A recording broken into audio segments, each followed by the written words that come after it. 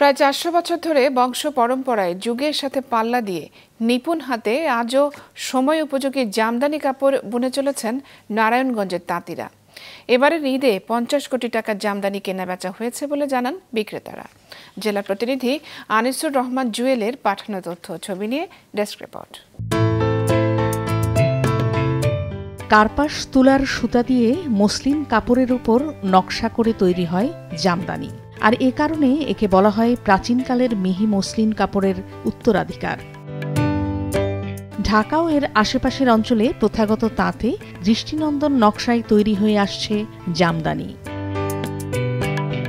নারায়ণগঞ্জের রূপগঞ্জের নোয়াপাড়া গ্রামে ৪ শতাধিক তাঁতখানা নিয়ে গড়ে উঠেছে বিসিক জামদানি পল্লী, যেখানে কারিগর রয়েছেন ১৫০০-এর উপর। ৪০০ বছর ধরে বংশ পরম্পরায় তারা তৈরি করছেন শাড়ির পাশাপাশি মেয়েদের 3 পিস, 2 পিস, ওড়না, ছেলেদের পাঞ্জাবি, ফতুয়া ও কোটি। এবারও ঈদ উপলক্ষে পুরো রমজান জুড়েই তুমুল ব্যস্ততা ছিল তাঁত শিল্পীদের। বংশগতভাবে যে ব্যবসাটা জড়িত আছে হাতের কাজের উপর নির্ভর করে, ওই হিসাবে এই জিনিসের সাথে আমরা ইনভলভ হই। ওয়ালটন ফ্রিজ কিনে অনেকের মতো আপনিও হয়ে যেতে পারেন মিলেনিয়াল। সেরা পণ্যের সেরা অফার।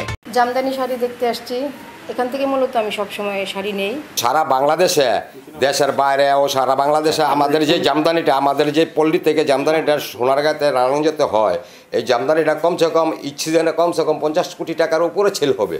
আমরা এই জন্য এখান থেকে যারা নিব অনেক সস্তা শাড়ি নিতে পারে। আমরা ৩টা সুতার মধ্যে তৈরি করি। একটা হলো আপনার লাইলন, একটা রেশম সুতা, আর একটা হলো সম্পূর্ণ কটন মানে সুতি। ৫,০০০ থেকে ১০,০০০ টাকার ভিতরে, ১০,০০০ থেকে ২০,০০০ টাকার ভিতরে এই রেঞ্জের শাড়িটা একটু চলমান বেশি।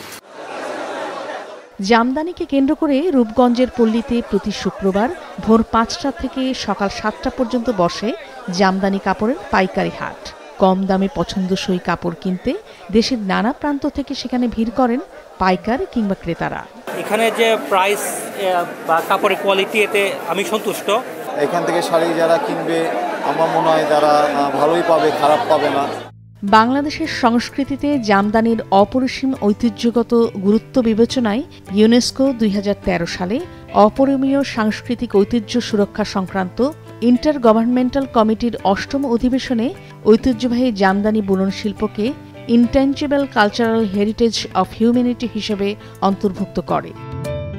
মাছরাঙা নিউজ ডেস্ক।